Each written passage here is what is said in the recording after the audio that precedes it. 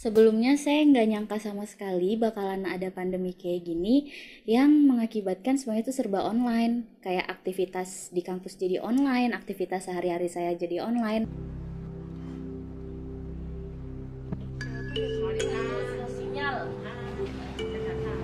Sebenarnya sih ada positif negatifnya ya dari pandemi ini.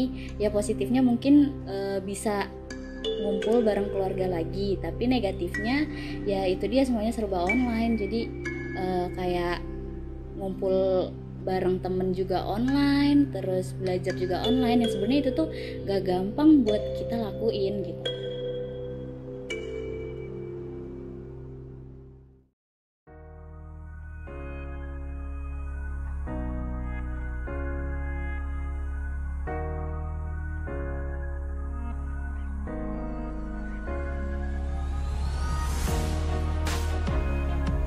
Sejak kemunculan virus corona di kota Wuhan, China,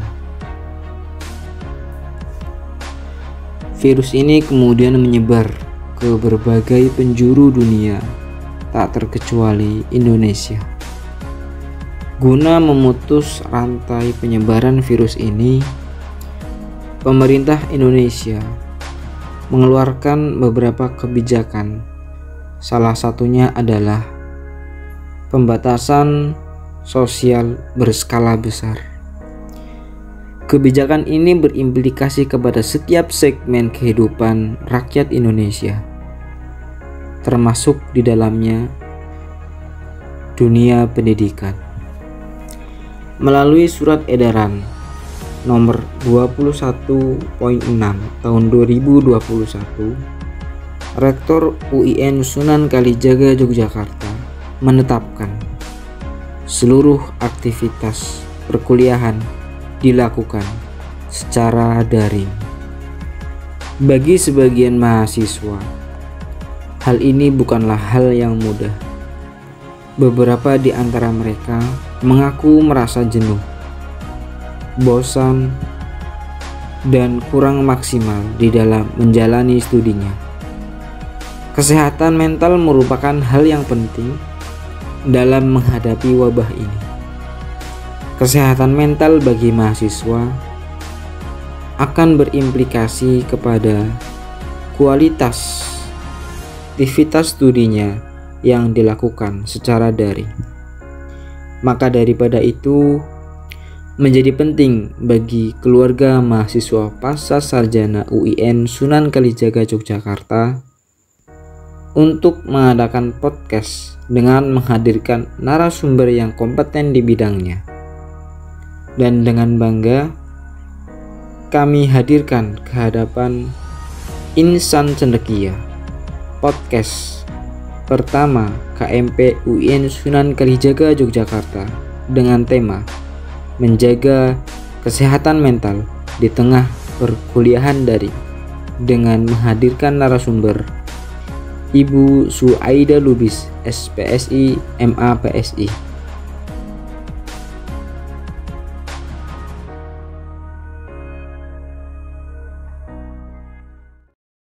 Halo, selamat datang di podcast KMP UIN Sunan Kalijaga Yogyakarta episode pertama dengan tema menjaga kesehatan mental di tengah perkuliahan daring. Ya, menarik banget ya teman-teman tema yang akan kita bahas hari ini karena masa pandemi ini, dan mau nggak mau kita harus beradaptasi dan terus melakukan aktivitas kita termasuk perkuliahan. Nah, sebelum kita menyapa narasumber spesial kita hari ini, saya mau mengingatkan ke teman-teman semua nih, buat teman-teman yang belum nge-follow ataupun nge-subscribe Instagram dan YouTube channel kita. Yuk segera di-subscribe dan di-follow di KMP UIN Sunan Kalijaga, KMP UIN Suka. Nah, di sana kita bakal menginformasikan semua kegiatan KMP UIN Suka dan bakal nge-publish juga di YouTube channel kita kegiatan apa aja nih yang udah kita laksanakan di masa periode ini. Gitu ya teman-teman, jangan lupa di-follow dan di-subscribe. Oke, karena narasumber kita sudah hadir, kita langsung aja buat menyapa ada Ibu Dr. Soaidah Lubis, SPSI, MA, PSI. Beliau merupakan dosen kita juga yang tentunya expert di bidang ini. Halo Ibu, Assalamualaikum, selamat pagi. Waalaikumsalam warahmatullahi wabarakatuh, Mbak Nuri. Mbak Ami, Bu. Oh, Mbak Ami, iya. Ya, Ibu apa kabar? Baik, alhamdulillah, sehat, harus selalu semangat. Alhamdulillah. Iya, dengan kondisi terima gini kasih, tetap Ibu. semangat ya. Iya. Iya. Hari Minggu sama hari biasa sama saja, tetap harus semangat. Iya. Ya, Ibu. Hari ini kita bakal bincang-bincang mengenai bagaimana sih kondisi mental kita di tengah perkuliahan daring ini. Karena udah kurang lebih setahun ya Bu kita ada di masa pandemi ini dan bukan nggak mungkin kita juga masih dalam tahap beradaptasi dan kondisi mental kita mungkin agak terganggu nih Bu. Nah, kira-kira menurut Ibu gimana ya Bu perkuliahan daring ini dari sisi psikologisnya? Iya, gitu. Baik. Assalamualaikum warahmatullahi wabarakatuh. Ini kita bicaranya topiknya tadi menjaga kesehatan mental ya selama perkuliahan daring. Sebelum kita ngobrol-ngobrol lebih jauh tentang kondisi kesehatan mental, saya mau tanya dulu nih sama hostnya. Ini iya, Bu. Mbak Ami-nya, ini mahasiswa kan? Mbak Ami-nya juga masih mahasiswa ya? Iya Ibu, pernah diajar Ibu juga di kelas BKI. Alhamdulillah ya.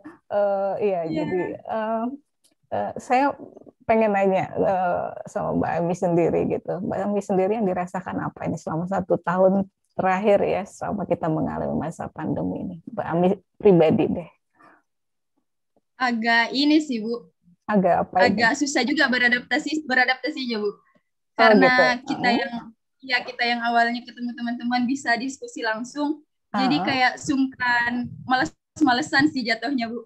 Jadi karena pressure-nya kurang gitu Bu. Jadi itu ya, sedikit terabaikan. Itu yang sangat dirasakan ya. Oke, saya lihat ini ada Mas Ahmad Roja juga ini kayaknya hadir ya. Bisa saya nyapa Mas Ahmad Rojanya? Baik Bu, hadir. Baik, iya. Assalamualaikum Mas Ahmad Roja. Kalau Mas Ahmad Roja sendiri merasakan apa ini selama kita menjalani perkuliahan daring ini?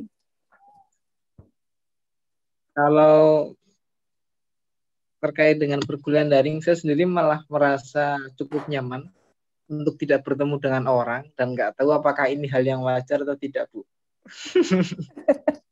Iya, ini dua hal yang bertolak belakang ya antara Mbak hostnya dengan Mas Roja ini ya, antara Mbak siapa tadi? Lupa saya, itu saking banyaknya mahasiswanya ini ya.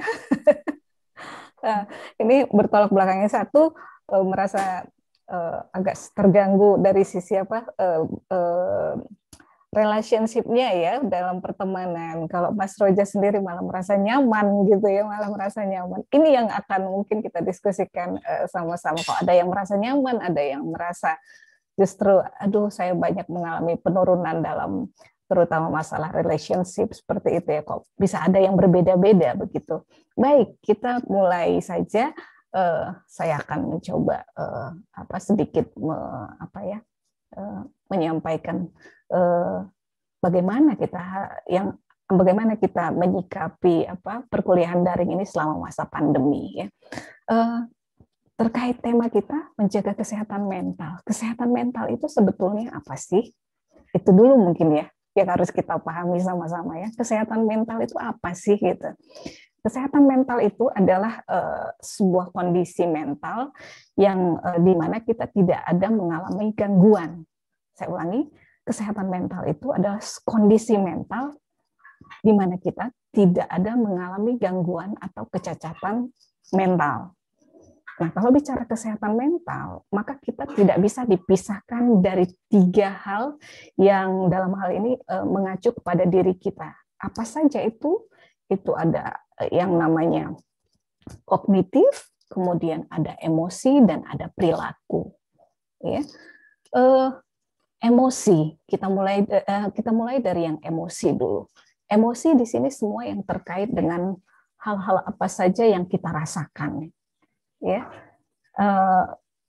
apa yang kita rasakan saat ini? Seperti tadi Mbak Ami tadi mengatakan bahwa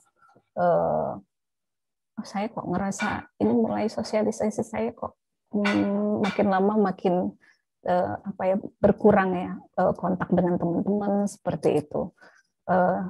Di sisi lain Mas Ahmad Roja mengatakan saya nyaman ya seperti itu. Nah ini yang paling tahu adalah diri kita sendiri. Kalau emosi ini diri kita sendiri yang paling tahu gitu ya, apa yang kita rasakan saat ini gitu. Lalu yang kedua adalah kognitif terkait dengan apa yang kita pikirkan. Ini kembali lagi yang paling tahu diri kita, bagaimana kita adalah diri kita sendiri. Apakah kita selama ini adalah orang yang selalu berpikir negatif atau kebalikannya, orang yang selalu berpikir positif. Ini di masa-masa seperti ini kalau orang yang biasa berpikir negatif ini akan semakin membahayakan dirinya sendiri. Ini nanti yang justru yang mengkhawatirkan, bisa munculnya nanti yang namanya stres, bahkan sampai kepada yang namanya depresi dan sebagainya seperti itu. Tapi kalau orang yang selalu berpikir positif, nah ini saya rasa cenderung tetap bisa menjalani perubahan-perubahan ini dengan baik seperti itu. Kemudian perilaku. Ya, perilaku ini tentunya akan berpengaruh ya dari aktivitas keseharian kita yang selama ini kita udah tahu kalau yang namanya mahasiswa berangkat dan pulang kuliah itu adalah hal yang menyenangkan gitu ya. Sekarang ini sudah tidak lagi bisa dilakukan dengan seperti biasanya gitu ya. Semuanya dilakukan di rumah saja, work from home ya, seperti itu. Jadi dengan 3 hal ini akan mempengaruhi nanti bagaimana kondisi mental seseorang seperti itu. Itu untuk yang kesehatan mental. Sekarang saya mau ke yang ke perkuliahan daringnya ya.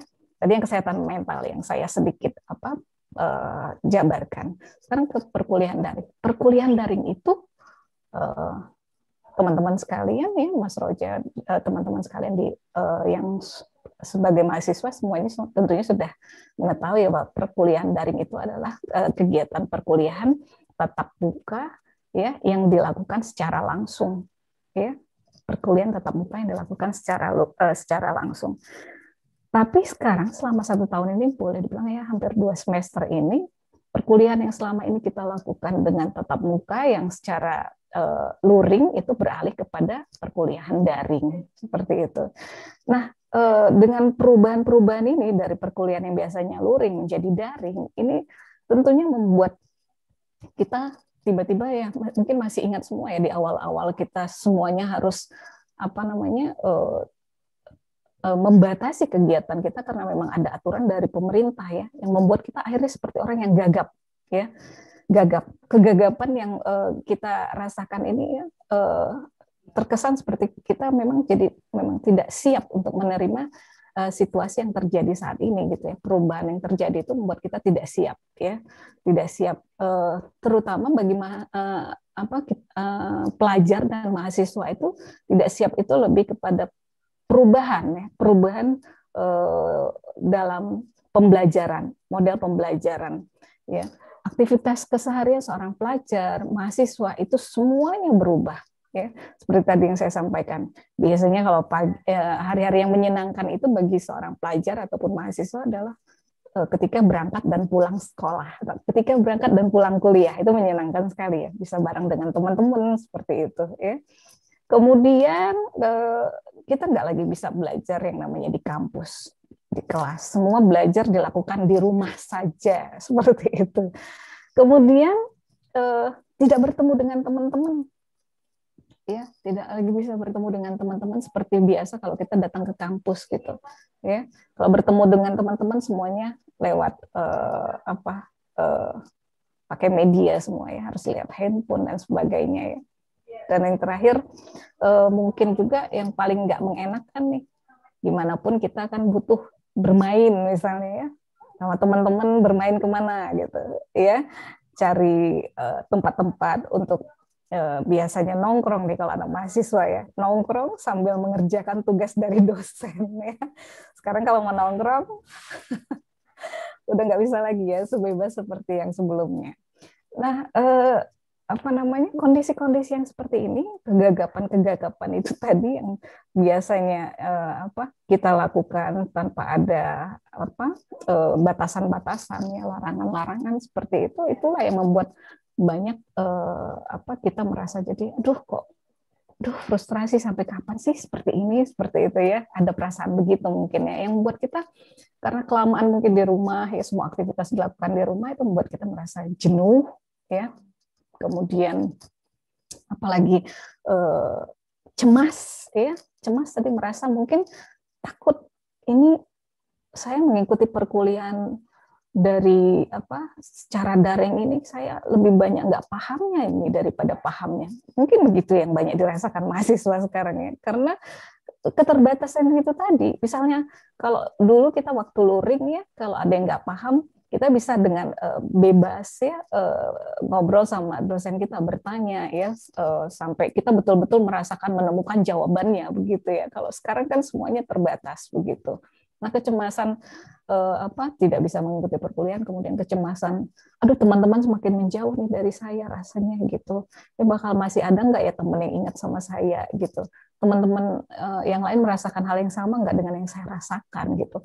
Akhirnya karena sering berpikir yang seperti itu kan membuat kita cemas ya, bisa menjadi stres juga ya. Yang ini nantinya tentu akan mengganggu kepada semua aktivitas kita gitu, mengganggu pada semua aktivitas kita sendiri gitu ya, yang harusnya kita bisa melakukan hal-hal yang lain karena sibuk memikirkan hal-hal yang sebetulnya kita sendiri bisa mengatasinya, itu jadi akhirnya kita tidak mampu untuk menyelesaikan masalah yang sebetulnya itu masalah yang kecil yang kita bisa selesaikan sendiri. Lalu apa yang harus kita lakukan dengan kondisi yang seperti ini gitu? Kembali kepada judul kita tadi, topik kita, menjaga kesehatan mental gitu. Menjaga kesehatan mental ya.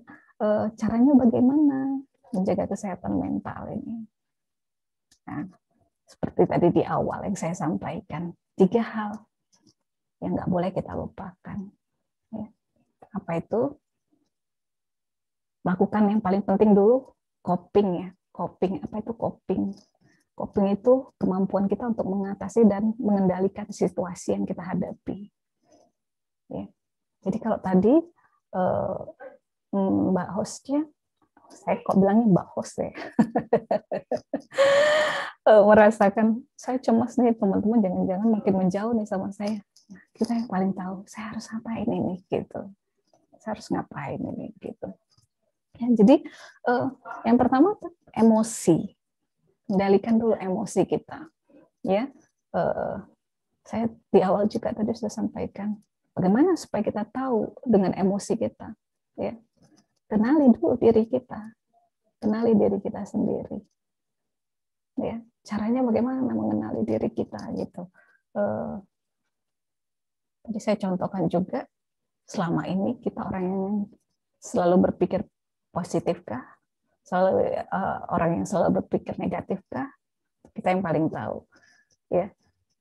Kalau orang yang selalu berpikir negatif, biasanya kecemasannya lebih tinggi seperti itu daripada orang yang selalu berpikir positif. Orang yang positif itu biasanya selalu happy ya.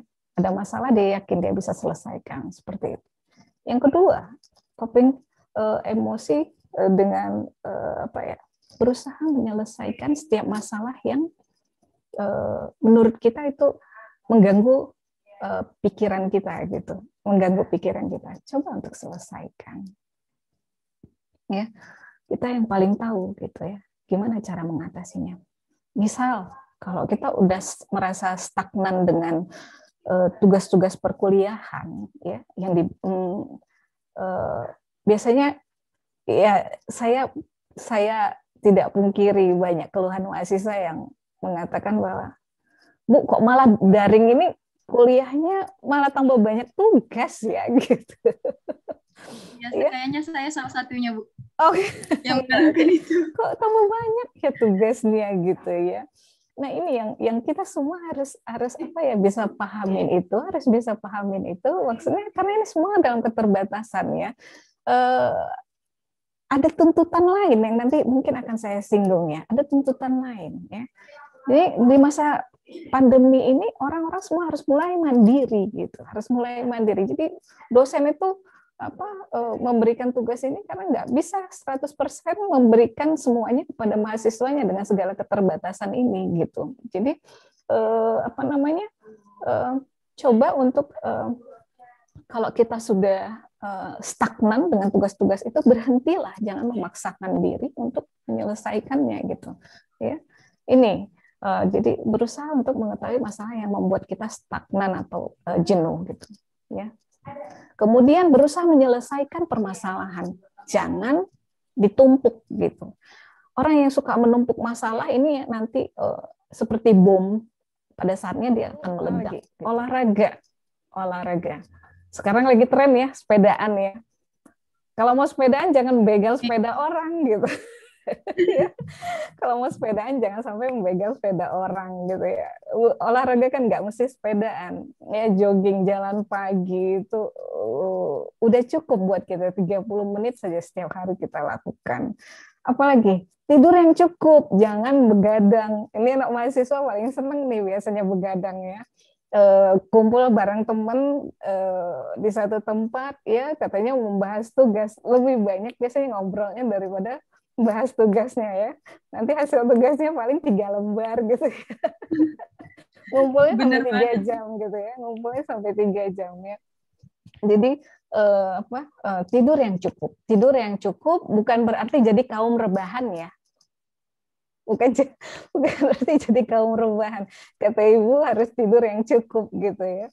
Tidur yang cukup akhirnya kebanyakan tidur jadi kaum rebahan. Bukan seperti itu. Tidur yang cukup buat kita yang orang dewasa, setidaknya tidur 7 jam pada malam hari itu sudah bisa ya. 6-7 jam itu sudah cukup baik untuk kesehatan kita. Kemudian apalagi terkoneksi dengan teman tuh jangan lupa ya, silaturahimnya tetap dijaga sama teman-temannya seperti itu.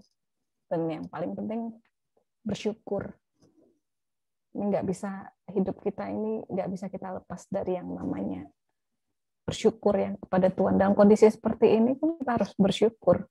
Kenapa saya bilang bersyukur? Saya banyak sekali menemukan mahasiswa-mahasiswa termasuk teman-teman saya yang tadinya tersendat dalam urusan mengerjakan skripsi, tesis, disertasi, ternyata akhirnya selesai di masa pandemi ini gitu ya.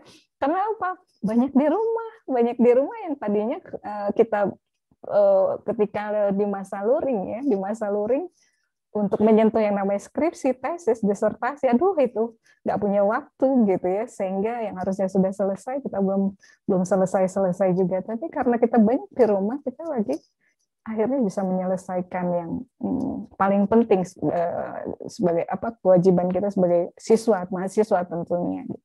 Terakhir masalah kognitif, ya. Nah ini tadi ya yang sudah tadi disinggung. Ini kita masuk di masa era revolusi ya, 4.0 ya, di titik 4.0 ya. Kita harus melakukan disrupsi milenial ya. Disrupsi milenial itu kita mulai harus melakukan perubahan dari sisi pola berpikir dan cara belajar ya. Kalau yang selama ini kita luring, kita harus siap dengan daring dan tidak menutup kemungkinan metode belajar dengan daring ini akan nanti keterusan kemungkinan nanti gitu ya. Dan ini adalah masa yang merupakan kesempatan bagi kita yang gaptek ya untuk mulai belajar beradaptasi dengan teknologi. Ini salah satu yang sudah kita lakukan. Biasanya kita mungkin akan membuat forum-forum kecil ya, forum diskusi kecil seperti ini secara tatap muka langsung. Tapi sekarang karena kondisinya yang begini, ini sudah salah satu bentuk ya kita melakukan adaptasi dengan teknologi. Tidak berarti dengan masa pandemi kita tidak melakukan apa-apa. Apa yang dilakukan oleh mahasiswa UIN pada hari ini itu sudah bagian dari berbuat kebaikan seperti itu. Mungkin ini panjang lebarnya saya sebagai mungkin untuk kalau mau ada yang bertanya, monggo silahkan gitu ya. Ini pengantar saya sebagai terkait tema kita pada hari ini, menjaga kesehatan mental di masa pandemi ini, ya, terutama untuk anak mahasiswa. Begitu mungkin, Mbak. Ya, sangat menarik ya Bu, kita membahas emosi, perilaku, dan kognitif hari ini. Tapi kalau boleh saya membagikan pengalaman teman-teman nih Bu, dalam 1 tahun perkuliahan daring ini. Memang untuk beradaptasi itu nggak gampang ya Bu, masih dalam beradaptasi lah sekarang. Nah tadi kebetulan Ibu menyinggung tentang kita nih mahasiswa yang suka nongkrong ngerjain tugas bareng teman-teman di luar itu kan saat ini sangat tidak terjadi lagi gitu Bu. Nah sedangkan beberapa teman itu metode belajarnya mungkin memang seperti itu sejak dulu. Nah untuk berdamai dengan keadaan seperti itu agak sulit Bu. Ini saya juga sih sebenarnya agak sulit untuk beradaptasi lagi.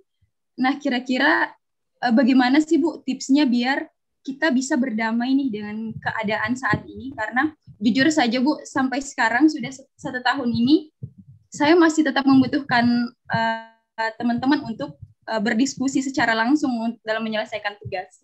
Kayak gitu Bu. Oke, baik. Terima kasih buat pertanyaannya Mbak. Barusan tadi yang saya sampaikan, saat ini kita berada di era revolusi. Ya, di era revolusi di mana disrupsi milenial itu dituntut sama kita.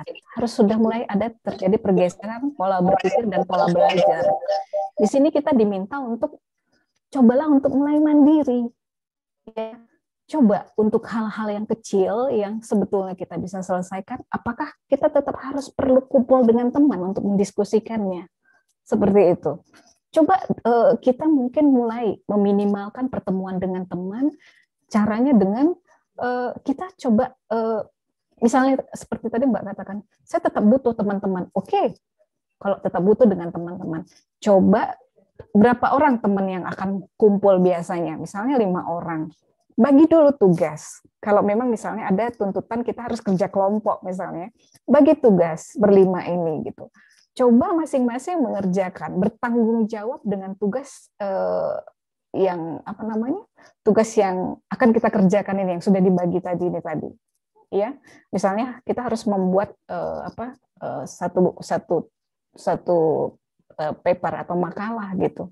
Itu biasanya mahasiswa kalau udah dapat tugas bikin makalah pasti kerja kelompok gitu ya kan.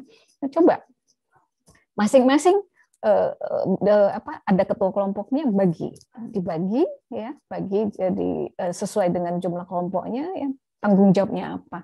Kerjakan dulu masing-masing di rumah. Sudah hal-hal yang membuat kita nggak paham kita bisa komunikasikan by phone atau WA. Ya, nanti kalau udah setengah mateng gitu ya, udah setengah mateng hasilnya, baru kita ketemu. Yang tadinya kita hal-hal kecil, kita kumpul sama temen berdiskusi, ya kan? Ini enggak, ya. Jadi mungkin untuk menyelesaikan satu tugas makalah dari dosen kita bisa ketemunya misalnya sampai 4-5 kali misalnya ya. Ini cukup 2 kali saja. Pertama ketika setengah mateng tugasnya jadi ya. Kita ketemu gitu ya kan. Lalu diselesaikan lagi, ya, apa yang kurang disempurnakan di rumah masing-masing lagi. Setelah sempurna, ketemu. Jadi yang tadinya 5 kali ketemu jadi cukup 2 kali saja ketemunya. Nah itu saya rasa untuk kondisi seperti ini itu udah satu cara untuk menjaga kondisi diri kita sendiri tetap sehat. Di sisi lain relationship kita dengan teman-teman tetap terjaga. Di sisi lain lagi kita justru jadi semakin mandiri karena apa? Tidak tergantung sama teman-teman gitu. Sekali lagi yang harus diingat bahwa sekarang adalah era revolusi, disrupsi milenial, ya. Siapa-siapa yang nggak bisa untuk belajar untuk mandiri, kuat, tangguh, akan tergilas seperti itu. Ya, tuntutannya sekarang memang banyak. Jadi kita semua memang ini mungkin cara Tuhan yang untuk membuat kita menjadi sosok-sosok yang tangguh gitu. Kalau enggak kita jadi sosok yang kayaknya terlalu manja gitu ya.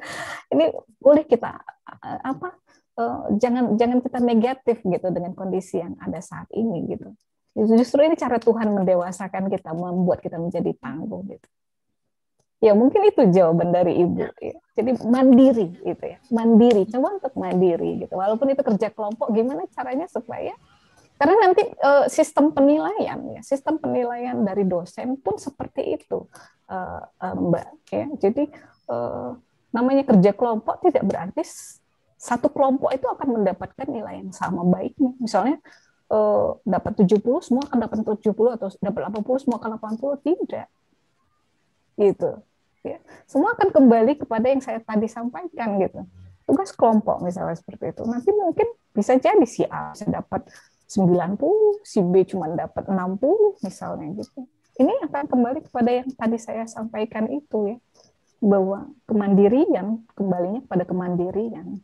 Dengan mandiri maka setiap individu, setiap siswa itu akan punya keunggulannya masing-masing gitu. Yang nggak mau mencoba untuk mandiri ya akan tergilas seperti itu. Itu mungkin Mbak Ami. Iya, terima kasih Ibu. Jadi memang benar ya Bu, mau nggak mau kita memang harus mandiri di era sekarang ini. Karena memang kita dituntut untuk beradaptasi, mau nggak mau kita harus beradaptasi. Apalagi saya dengar wacana yang ada itu katanya pandemi ini berlangsung sampai 10 tahun ke depan Bu. Jadi memang harus bisa mandiri dari sekarang ya Bu. Iya, harus dari sekarang. Iya, juga beradaptasi itu tadi gitu. Dari sisi kesehatan saja dulu ya. Kalau kita nggak bisa menjaga kesehatan kita ya maka kita akan lemah gitu, akan lemah seperti itu. Terkait penilaian yang Ibu bahas tadi ya Bu, dari dosen ke mahasiswanya, kan itu bagian dari hope ya Bu, harapan kita untuk mendapatkan nilai baik dari kerja keras kita. Kebetulan kemarin kita dari KMP membuka Q&A di Instagram. Kebetulan ada teman kita yang nanya kalau dia itu sebenarnya sudah mengerjakan tugas nih Bu dengan semaksimalnya dia, presensi masuk 100%, UTS dikerjakan dengan baik, terus review jurnal dengan baik juga, UAS semuanya dikerjakan dengan maksimal, tapi dengan segala tugas yang menumpuk juga dikerjakan dengan maksimal, tapi ternyata nilai yang keluar itu di luar ekspektasi. Bahkan ada yang dapat error, ada yang dapat C, ada kebetulan yang nanya ini dapat B, dan itu kecewanya luar biasa Bu. Jadi itu menurut saya sangat mengganggu mental sih Bu untuk kerja keras kita yang sudah sedemikian rupa itu, tapi ternyata dari hasilnya tidak sesuai harapan. Nah, kira-kira teman-teman kita yang seperti itu gimana Bu? Baik. Untuk berdamai, ya. Iya, baik. Terima kasih untuk pertanyaannya Mbak. Curhat ya. Iya. Curhat ini. Iya, baik. Saya rasa ini kembali lagi kepada sebagai mahasiswa saya ketika luring dan daring ya itu akan sama saja ya. Ada kontrak mahasiswa ya, ada kontrak mahasiswa. Itu coba diingat kembali. Jangan lupakan itu gitu. Jika luring ada kontrak itu isinya biasanya lebih kepada kesepakatan-kesepakatan dalam deadline tugas, keterlambatan kehadiran, seperti itu dan lain sebagainya, gitu ya. Kita di sini harus bisa juga menerima ya kondisi bahwa jangan berarti dengan daring itu terabaikan, enggak. Karena kalau itu terabaikan, ini akan membuat kita nanti jadi orang yang sesuka-sukanya membuat aturan gitu loh. Kita jadi orang yang nggak teratur. Sebetulnya kan aturan itu dibuat ya, kesepakatan atau kontrak mahasiswa itu dibuat kan supaya kita lebih tertata gitu ya dalam menjalani perkuliahan. Aturan itu kan dibuat untuk ditaati, bukan untuk dilanggar, kan begitu ya. Nah, seperti tadi saya katakan, salah satunya adalah deadline ya, pengerjaan tugas.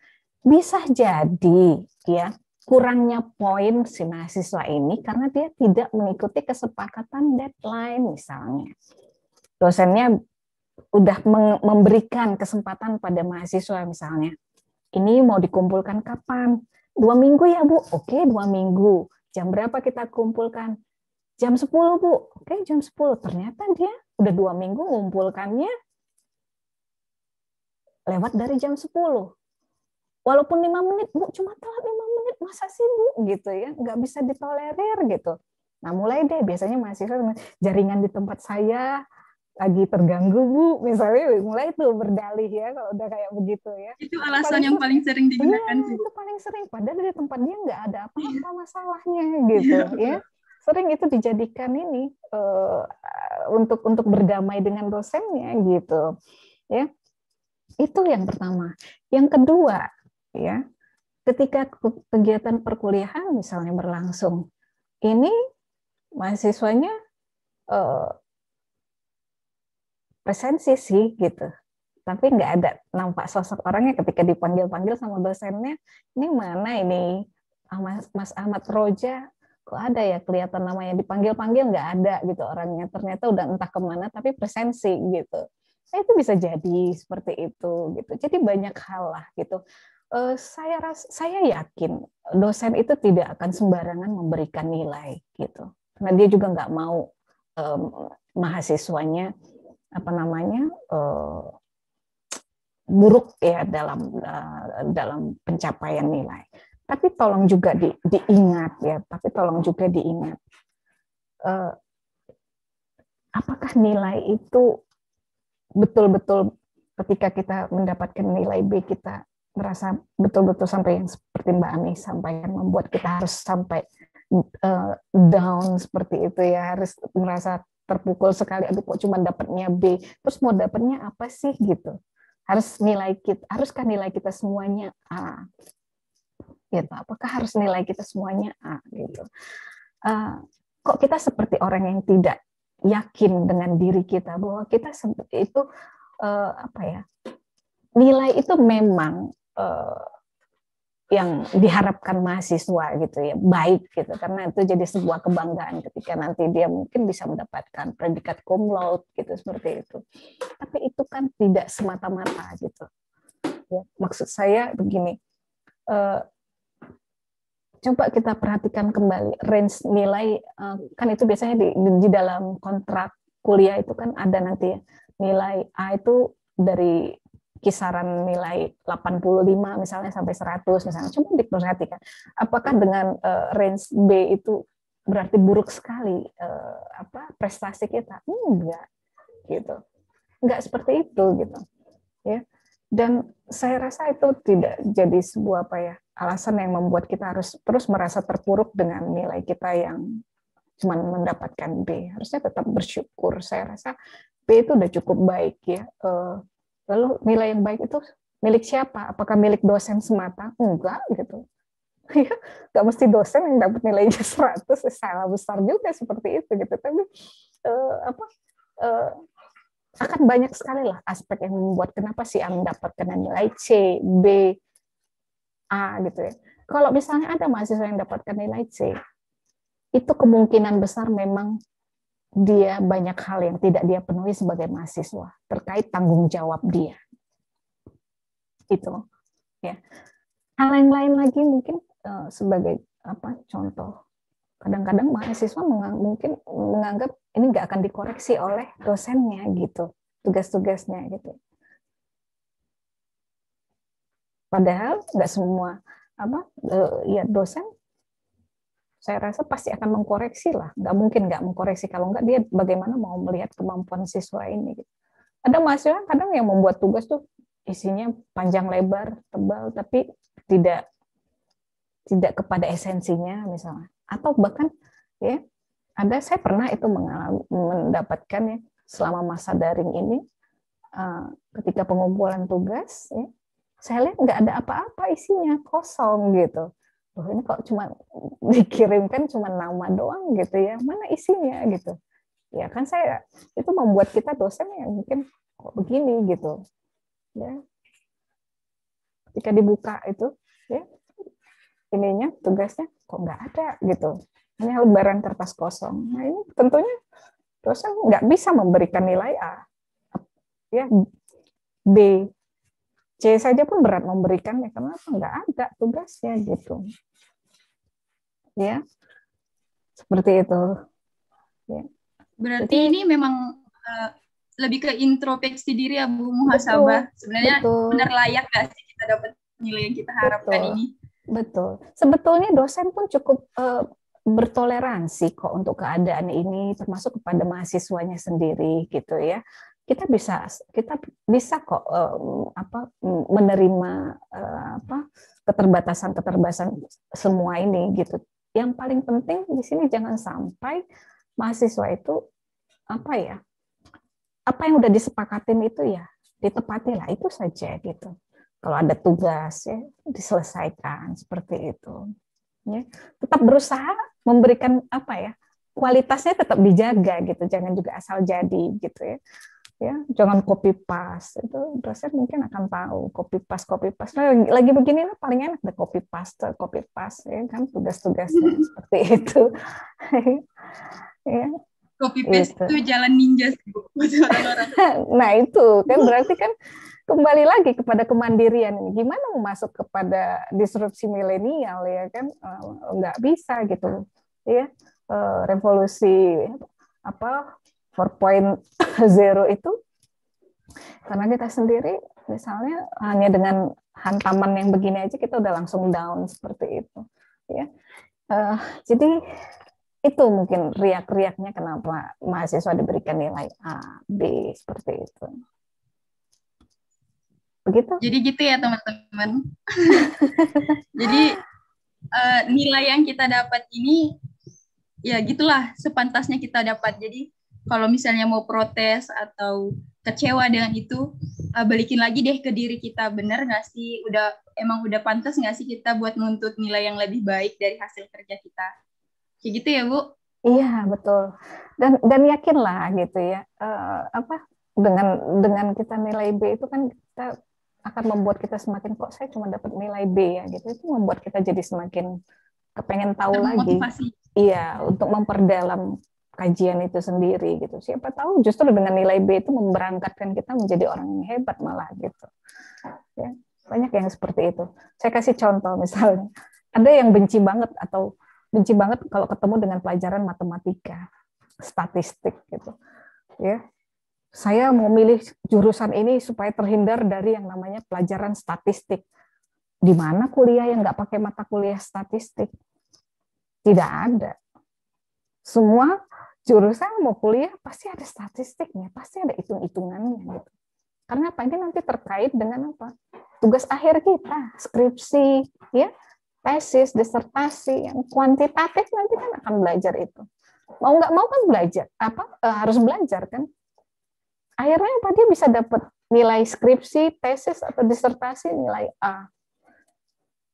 Padahal bagian dari yang dia selesaikan dari tugas itu, dari skripsi, tesis atau disertasi itu dia sudah belajar yang namanya statistik, coba, iya kan? Nah, jadi justru itu yang mengantarkan kita jadi baik gitu, belajar lebih fokus. Itu mungkin yang bisa saya sampaikan, Mbak. Iya, terima kasih Ibu. Nah, buat teman-teman nih, kita masih ada waktu kurang lebih 10 menit. Kalau ada yang ingin tanya, boleh langsung raise hand aja, terus di-unmute, atau boleh juga ditulis di kolom komentar. Ditunggu ya, teman-teman. Sambil menunggu teman-teman yang lain, Bu. Pertanyaan terakhir dari saya nih, Bu. Bagaimana ya, Bu? Bagaimana cara menghilangkan rasa minder di diri kita nih ketika Zoom kayak gini, virtual meeting kayak gini? Kadang tuh kita pengen banget nanya, tapi ngelihat pertanyaan teman-teman sebelumnya itu kesannya udah wow banget gitu loh, Bu. Terus kita tiba-tiba mau nanya, terus ciut nyalinya, ini pertanyaan saya layak ditanyakan nggak ya? Atau, wah pertanyaan dia lebih keren nih daripada saya, nggak usah lah nanti jomplang gitu. Itu kira-kira gimana, Bu, cara menghilangkan rasa minder seperti itu? Sebetulnya kan orang bertanya itu kan karena adanya ketidaktahuan ya. Apakah kita mau terus-terus penasaran dengan ketidaktahuan kita itu? Benar nggak? Kalau kita nggak jadi bertanya sampai acara selesai, kita, aduh aku tadi kok nggak bertanya ya, gitu ya. Iya, jadi kan? Penasaran sendiri. Padahal sebuah forum itu dibuat kan untuk kita sama-sama berdiskusi. Berdiskusi itu kan untuk kita saling berbagi dan menerima, kan begitu ya. Jadi sebetulnya nggak ada yang perlu membuat kita merasa minder gitu ya. Mungkin kita merasa, wah ini keren banget ya pertanyaannya. Ya, mungkin teman kita yang ketika menyampaikan pertanyaan itu sampai muter kemana-mana dulu bercerita, baru ke poinnya gitu ya. Dia mungkin unggul dalam kecerdasan secara linguistik ya, komunikasinya bagus ya, sehingga dia ketika menyampaikan itu terkesan ya keren sekali gitu. Padahal sebetulnya kalau kita telusurin pertanyaan dia itu mirip-mirip dengan apa yang mau kita tanyakan gitu ya. Justru sebetulnya Mbak, ya di forum-forum seperti ini kita bertanyalah gitu, langsung saja ke poinnya, nggak usah muter kemana-mana gitu. Saya yakin narasumbernya pasti paham dan justru lebih enak, lebih mudah memahaminya seperti itu dengan orang yang langsung to the point daripada muter kemana-mana gitu. Jadi percaya diri lah gitu. Yakin gitu bahwa pertanyaan kita pasti akan direspon. Ya, di sebuah forum nggak mungkin ada pertanyaan yang tidak akan direspon gitu. Dengan begitu kita yakin kita akan direspon oleh si narasumber atau audiens yang lain, itu membuat kita akhirnya punya keberanian untuk bertanya. Yakin pasti akan direspon gitu aja. Ya, nggak mungkin orang tidak merespon pertanyaan kita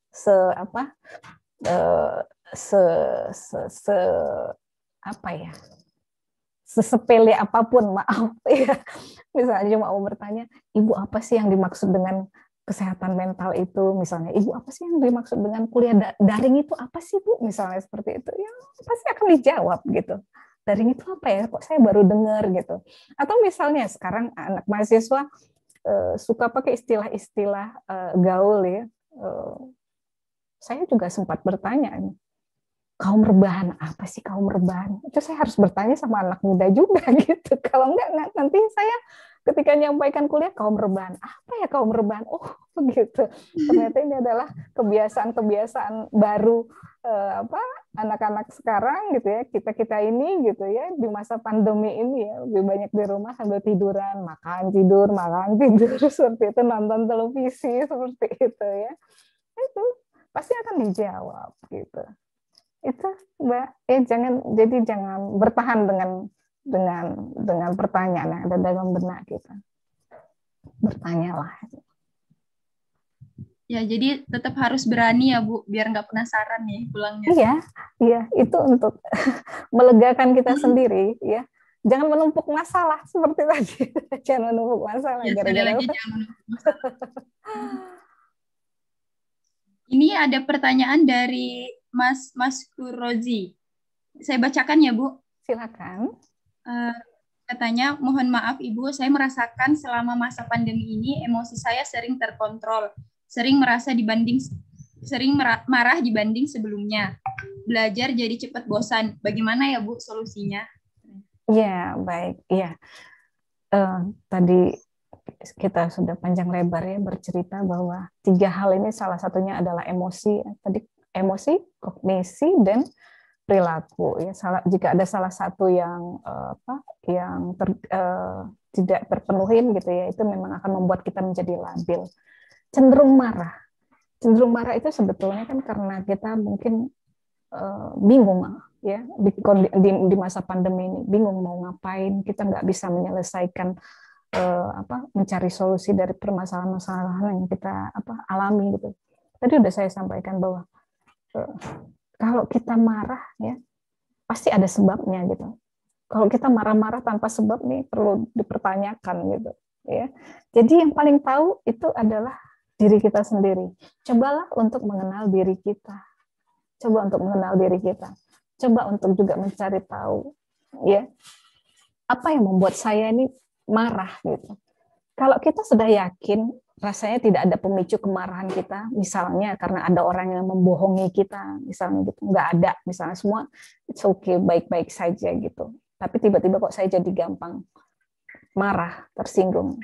Itu bisa jadi karena itu tadi, kejenuhan itu tadi, kejenuhan yang terlalu banyak di rumah, akhirnya kita cara berpikir kita ya, kemudian informasi juga udah tidak banyak yang kita dapatkan, kita nggak banyak berhubungan dengan orang di luar sana, itu yang memicu akhirnya ketidakstabilan emosi psikologis kita muncul gitu. Nah kalau udah kayak gitu ya udah seperti itu tadi yang saya sampaikan, pergilah keluar, tetap jaga protokol kesehatan, jalan-jalan di luar sana ya. Kalau kita tinggal di desa ya, seperti saya tinggalnya masih di desa, masih ada sawah. Jalan-jalan di pematang sawah itu ya, sambil mencoba kembali mengingat-ingat gitu ya. Apa sebetulnya yang bisa saya lakukan untuk mengisi hari-hari saya daripada kita stagnan seperti orang yang bingung nggak tahu mau ngapain gitu. Coba bikin perencanaan yang baru. Sebagai mahasiswa misalnya, banyak sekali plan-plan yang bisa kita lakukan. Misalnya, cobalah mulai belajar misalnya membuat tulisan-tulisan yang bisa dipublish misalnya gitu, membuat kita suka apa gitu, kita punya hobi apa, inilah momennya gitu untuk kita mengembangkan hobi-hobinya kita gitu ya. Yang suka otomotif, mulailah gitu hobinya ditekunin gitu di masa sekarang ini gitu, karena kita punya banyak waktu luang gitu ya. Biasanya kalau kita sudah menyibukkan diri dengan hobi itu kita bisa lupa dengan waktu ya, kita bisa lebih bersahabat gitu ya. Coba mulai dari hobi saja dulu gitu, menyibukkan diri, buat plan-plan ke depan apa gitu. Tapi yang paling dekat menurut saya itu kembali kepada hobi kita. Kita lihat kan orang yang tadinya nggak suka menanam gitu ya, mulai ya membeli tanaman-tanaman ya, sehingga nggak heran ya, harga tanaman tiba-tiba kok bisa jadi selangit ya. Tanaman A yang tadinya harganya cuma mungkin hanya 20.000 perak gitu ya, itu bisa berapa kali lipat harganya gitu ya. Orang jadi bercocok tanam seperti itu ya, dan lain sebagainya. Yang suka masak gitu ya, coba mulai mengeksplor hobi masaknya ya, lalu jual ke orang-orang ya. Kita mengantarkan makanan yang mungkin kita punya resep unggulan ya, kita tawarkan orang dengan cara mengantarkannya ke rumah-rumah, kesibukan sendiri gitu.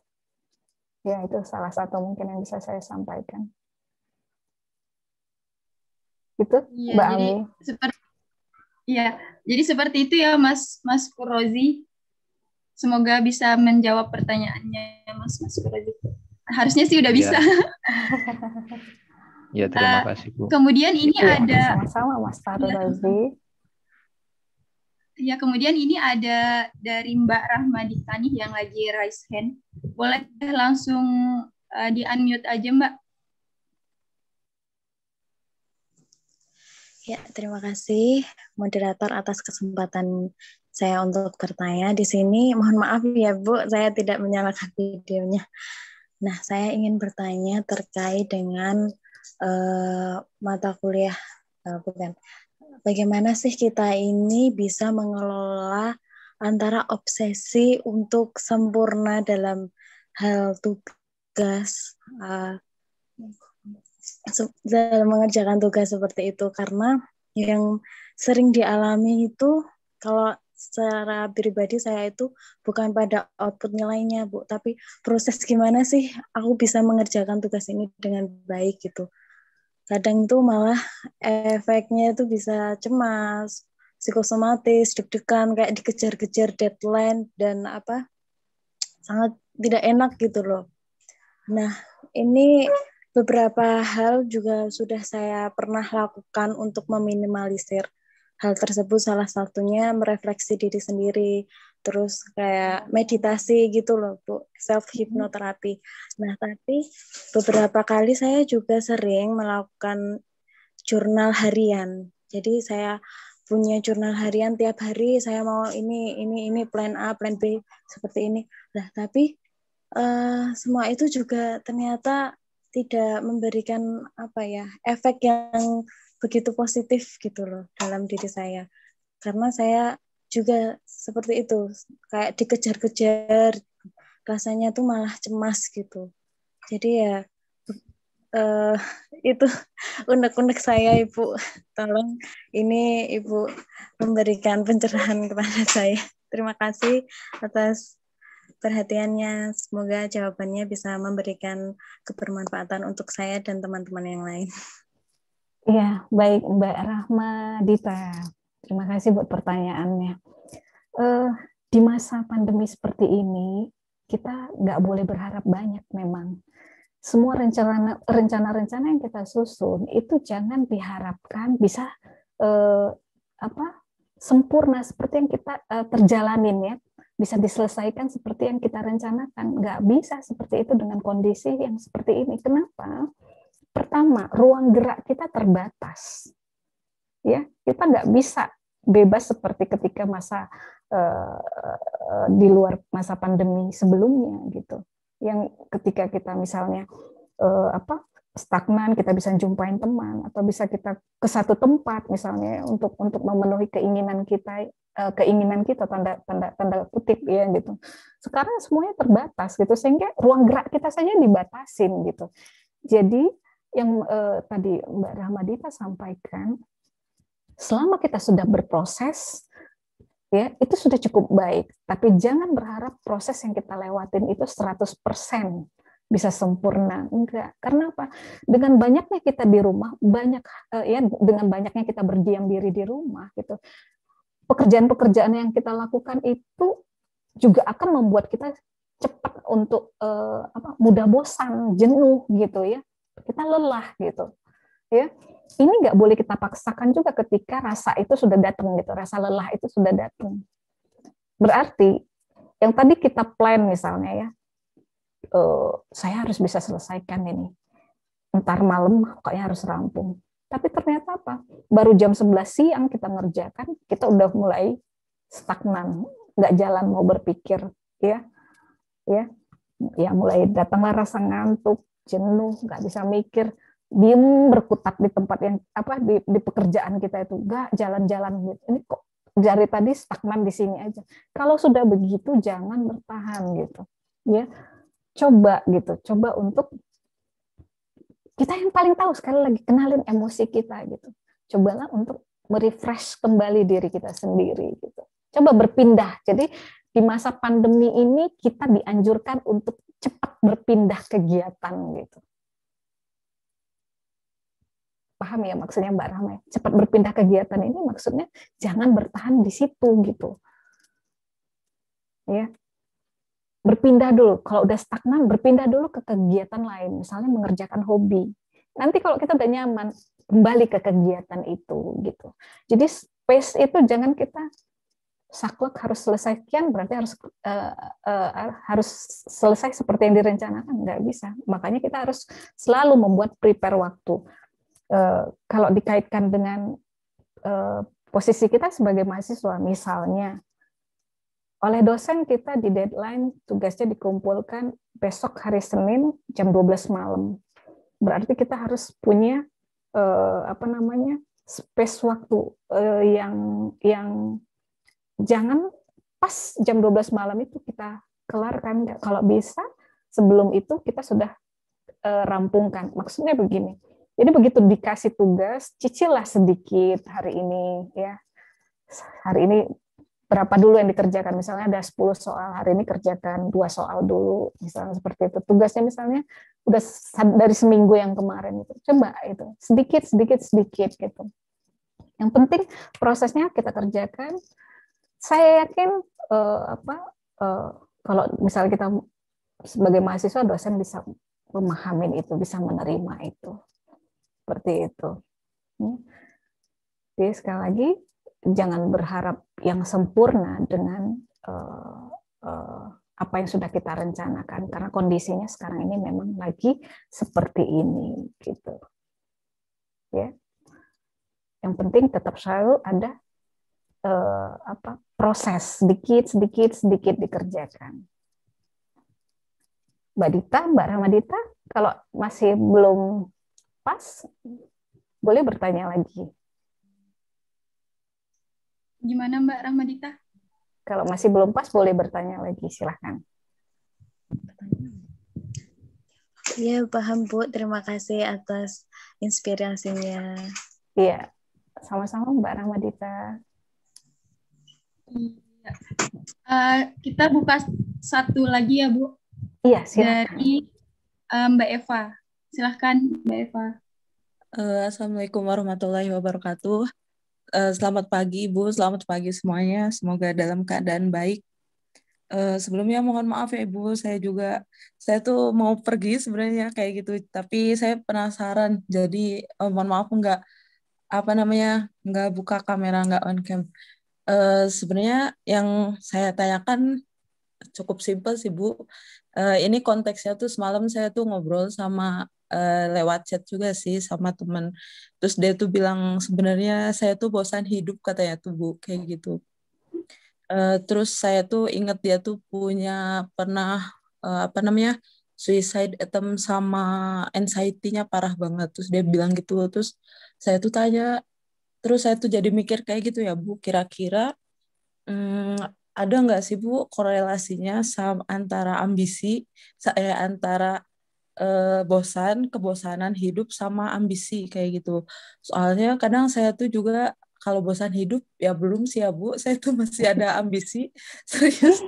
Saya masih pengen sekolah lagi kayak gitu. Tapi kalau misal sekarang tuh jadi nggak terlalu muluk-muluk kayak gitu Bu. Jadinya tuh kalau misal ya udah, kalau misal bisa dikerjain sendiri saya kerjain kayak gitu. Terus misal apalagi ya kalau yang sekarang kelihatan itu, saya tuh nggak pernah pengen berharap yang terlalu tinggi kayak itu Bu. Itu tuh serius, saya tuh jadi bingung, apa saya tuh juga udah bosan hidup tapi saya nggak nyadar saya udah bosan hidup kayak gitu loh Bu. Jadi tanyanya sih cuma, ada nggak sih Bu korelasinya antara bosan hidup sama ambisi kayak gitu Bu? Kalau tadi udah dijawab ya, ambisi sebenarnya masih ada Bu, kayak tapi tuh rasanya beda gitu kayak gitu Bu. Gitu aja sih. Saya terus mungkin bukan minta solusi ya, apa ya kira-kira ya tuh, terus gimana kayak buat saya atau buat yang lain yang ngerasain, atau iya deh minta solusi atau ya minta solusi aja itu Bu. Kami ketawa-ketawa ya. Terima kasih Ibu. Iya, sama-sama Mbak Eva. Baik Mbak Eva, saya cuma bisa bilang begini, dan mungkin Mbak Eva bisa ngikutin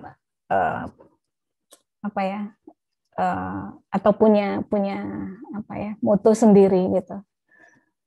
Kalau saya di masa pandemi ini, yang saya tanamkan ya, saya pribadi ya, moto hidup saya ya mudah-mudahan akan seterusnya gitu.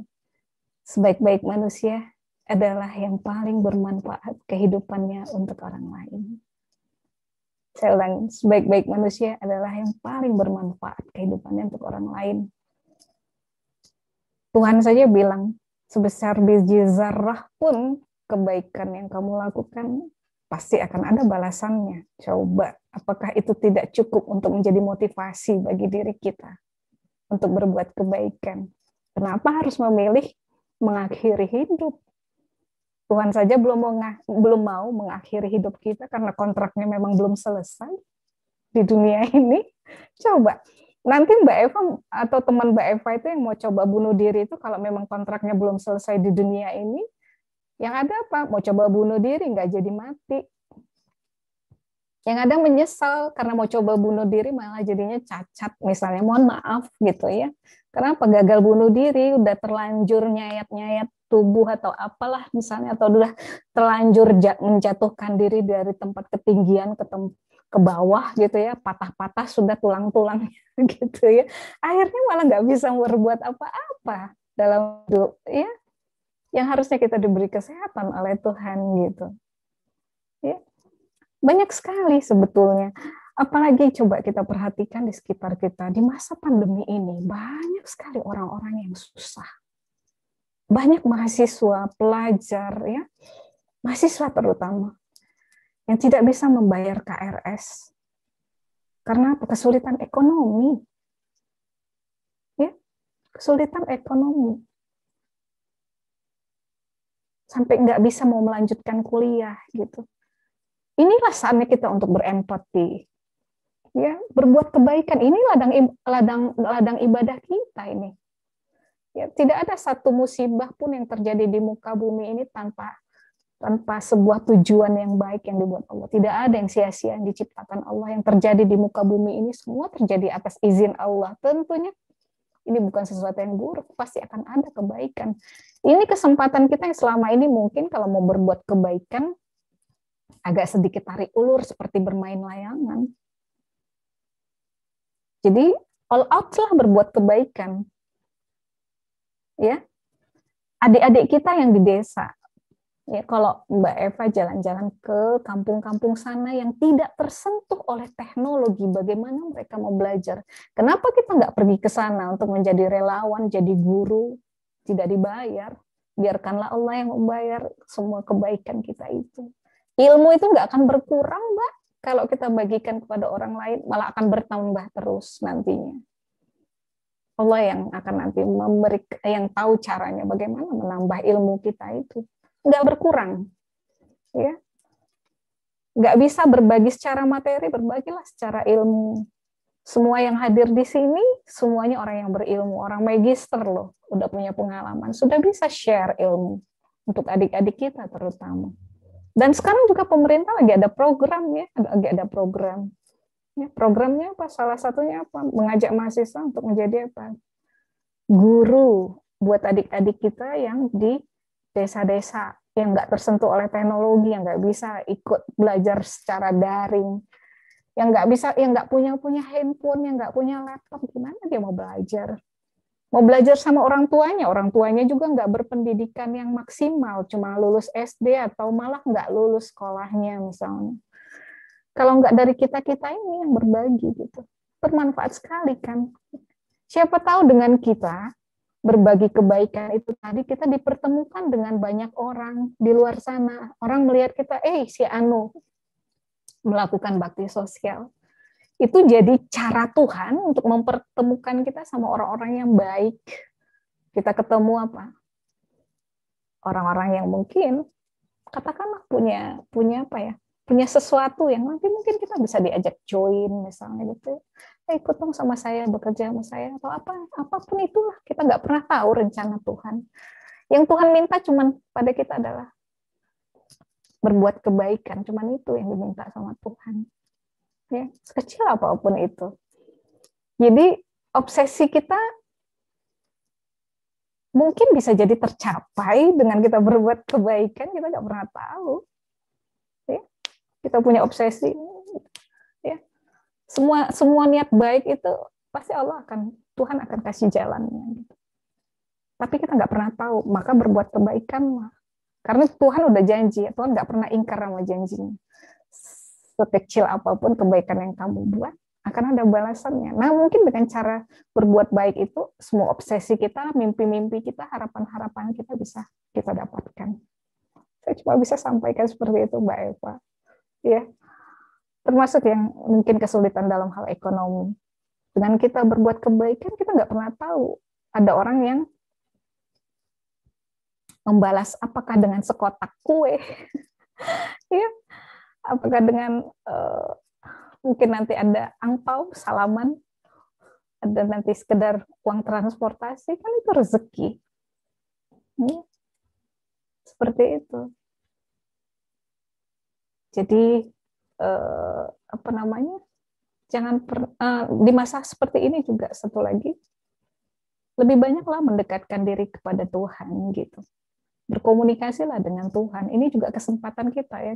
Mungkin selama ini ketika di luar masa pandemi ini mungkin kita agak sedikit mungkin kurang banyak barangkali mungkin kedekatan kita dengan Tuhan ya, misalnya kalau sholat misalnya lebih terburu-buru, ya kita bisa lebih khusyuk dalam sholat kita lebih sering lagi meminta kepada Tuhan gitu, dan seperti itu. Jadi sebetulnya ketika kita dekat dengan Tuhan, kedekatan kita dengan Tuhan itu sebetulnya merupakan potensi yang udah ada pada diri semua manusia sejak dia dalam kandungan.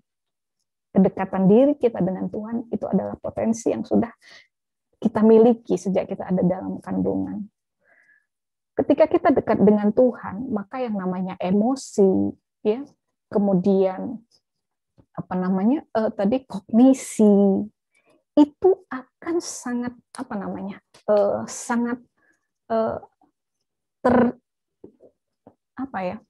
semakin kuat gitu. Kekuatan emosi dan kognisi itu akan semakin hebat gitu. Ketika basicnya itu kita punya kekuatan juga dengan Tuhan gitu.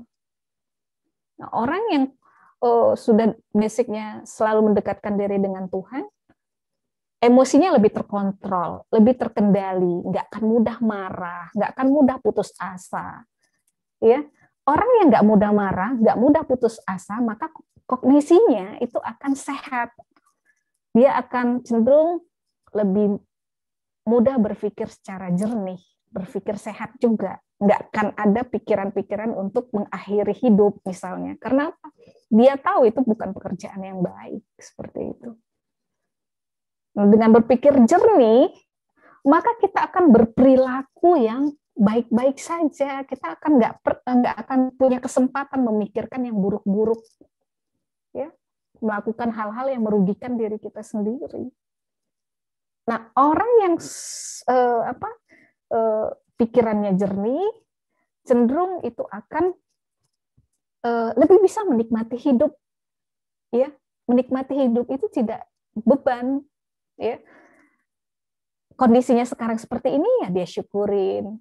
Kalau lebih juga dia tetap syukurin gitu. Menikmati hidup. Ya. Orang yang menikmati hidup itu maka akan mencapai yang namanya kesehatan mental. Karena apa? Aktivitasnya sehari-hari tetap bisa berjalan. Dia tetap bertanggung jawab pada kehidupan sekelilingnya, ya, pada hewan, pada manusia, pada tanaman. Ya, dia tetap bertanggung jawab, ya. Ada hewan yang kelaparan, sekarang orang mungkin udah hitung-hitungan ya, mau ngasih makan kucing misalnya ya kan, biasanya dikasih makanan yang enak, kucingnya diturunkan kualitasnya, misalnya, ya, tetap berbagi misalnya ya, kepada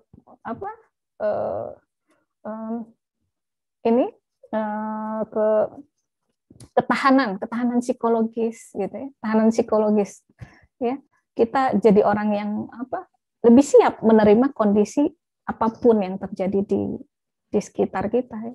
Jadi nggak ada beban gitu kita menikmati hidup kita. Sekali lagi, sebaik-baik manusia adalah yang paling bermanfaat hidupnya buat orang lain. Tetap punya obsesi? Boleh, silahkan. Ya, itu mungkin justru akan menguatkan kita gitu. Jadi lebih bersemangat menjalani hidup. Ini itu Mbak Eva yang bisa saya sampaikan. Seperti itu ya Mbak Eva. Oh iya, masukannya luar biasa banget Ibu. Serius Bu, jadinya tuh kadang emang tadi ya udah disampaikan, jadi emang dengan Bu belajar lebih menerima dan bersyukur kayak gitu tuh luar biasa banget Bu. Jadi ya udahlah kayak gitulah. Ya kayak gitu aja mungkin. Bukan pasrah ya Mbak Eva. Boleh saya tambahkan ya?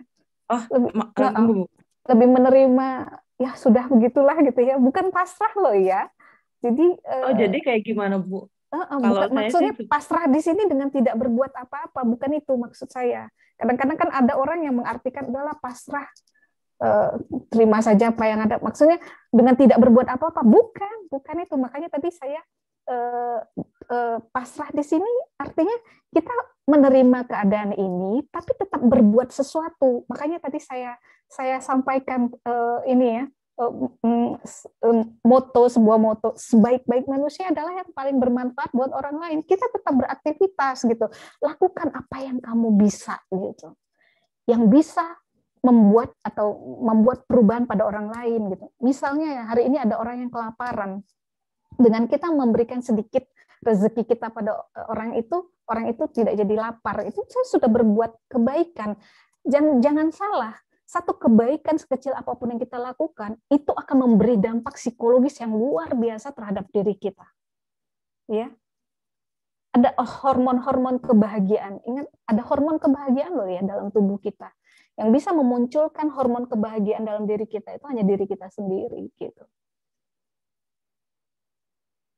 Kuncinya ada di mana? Di pikiran. Orang yang selalu positif, orang yang selalu yakin gitu ya dengan diri dia akan selalu bahagia gitu untuk melakukan apapun itu. Tentunya kebaikannya gitu. Begitu, paham ya Mbak Eva maksud saya ya. Jadi bukan diam tidak melakukan apapun, tetap berbuat gitu. Gitu ya Mbak Eva. siap akan diintrospeksi diri lagi. Iya, semua kita harus Terima kasih introspeksi banyak, diri. Ibu. Iya, sama-sama Mbak Eva. Oke, terima kasih teman-teman yang sudah bertanya hari ini, yang udah hadir juga terima kasih banyak. Kalau saya bisa simpulin dari tema kita, menjaga kesehatan mental di tengah-tengah perkuliahan daring ini, sebenarnya ada 2 poin besar ya, Bu.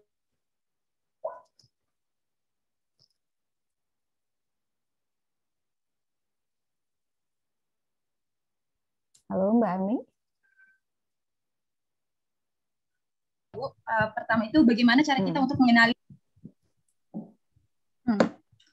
menjaga kesehatan mental dengan bersyukur dan mengenali diri sendiri, seperti itu. Halo Mbak Ami. Iya. Karena yang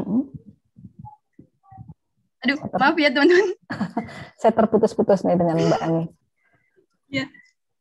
Iya, suara saya terdengar dengan jelas nggak? Iya, tadi terputus-putus, ini sudah jelas, sudah baik. Iya. Ya, saya ulang ya teman-teman. Jadi untuk tetap menjaga kesehatan mental kita, kita baiknya mengenal diri kita sendiri dulu nih. Kemudian bersyukur terhadap apa yang kita miliki sekarang. Karena yang menentukan keadaan mental kita sendiri ya diri kita sendiri. Kayak gitu teman-teman. Nah, jangan lupa ya, terima kasih menyandarkan diri kepada Tuhan itu jangan lupa ya. Iya benar. Jadi ya teman-teman senantiasa bersyukur dan ingat ke Tuhan Allah Subhanahu Wa Taala. Oke, udah cukup lengkap banget pembahasan kita hari ini. Udah sangat tercerahkan. Terima kasih Ibu atas waktunya hari ini dan teman-teman semuanya terima kasih banyak. Sebelum kita akhiri, lagi-lagi saya mau mengingatkan ke teman-teman semua, buat teman-teman yang belum nge-follow dan nge-subscribe YouTube channel dan Instagram kita, yuk segera di-follow di KMP Uinsuka dan di channel YouTube kita KMP Uinsuka, karena di sana bakal tetap diupdate kegiatan KMP selanjutnya. Dan buat teman-teman yang pengen ikut kelas menulis artikel ilmiah, bisa banget untuk segera langsung nih ke Instagram kita. Di sana ada informasi yang lebih lengkap lagi tentang Kamael. Nah, di sana bakal dibimbing lebih lengkap lagi sampai artikel jurnal kita terpublish di jurnal terakreditasi. Itu ya teman-teman. Sebelum kita akhiri sesi hari ini, kita foto bareng dulu ya. Teman-teman yang bisa on cam, yuk kita foto. Ditunggu. Masih ada yang bisa on cam?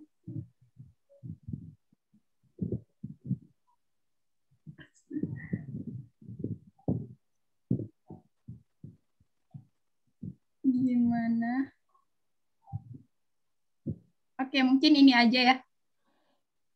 Yuk kita atau itu Bura. Rahma kita deh. Oke. Udah, itu aja kah? Oke. 1, 2, 3. Oke, terima kasih teman-teman. Terima kasih Ibu. Iya, Sampai bertemu di sama-sama. podcast. Ya, sampai bertemu di podcast selanjutnya.